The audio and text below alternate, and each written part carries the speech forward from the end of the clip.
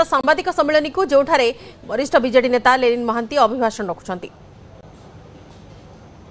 जे थरे नुहे दिथर नुहे श्री प्रफुल्ल मल्लिक जे दलर वरिष्ठ नेता थिले तांकु सुजोग दिया हेइची मंत्री हबा पाई। विभिन्न समय रे से दलर अनेक गुरुत्वपूर्ण पोजिशन मध्य तांकु दिया जाइची। अनेक थर मध्य से कहिचंती जे दलर नीति नियारा, दलर जो कार्यशैली नियारा एवं दलर नेता को बारंबार से अप्रिशिएट करिचंती।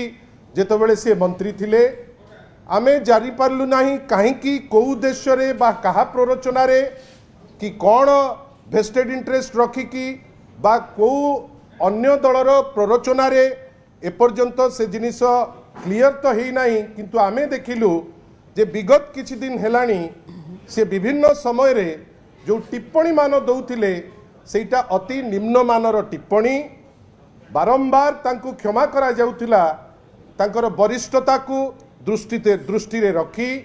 किंतु गतकाली जेतबेले से किछि वार्तालाप कले गोटे इनक्वारी करागला निर्जास रे दल पहुँचला जे तांकु सस्पेंड करा जिवो एंटी पार्टी एक्टिविटी जोगु तांकु सस्पेंड करा जाइछि।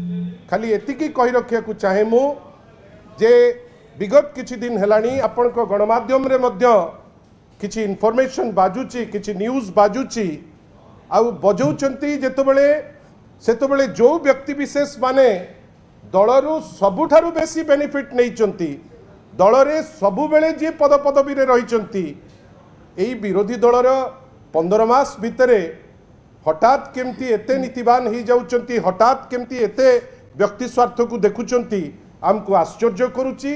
किंतु लागुची जेमिति जे गोटे भिलिफाइड इंटेंशन रखिकरी जे दल को क्षति पहुँचेबे तांको भितरे गोटे उद्यम चली जोथि पाई श्री प्रफुल्ल मल्लिक अति तत्पर थिले और सेथिरे नियोजित थिले जोथि पाई दल तांकु सस्पेंड करिछि।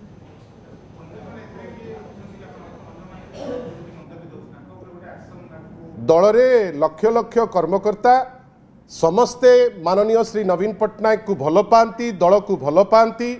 आज मध्य सारा ओडिशा रे दल विभिन्न काम रे नियोजित अछि।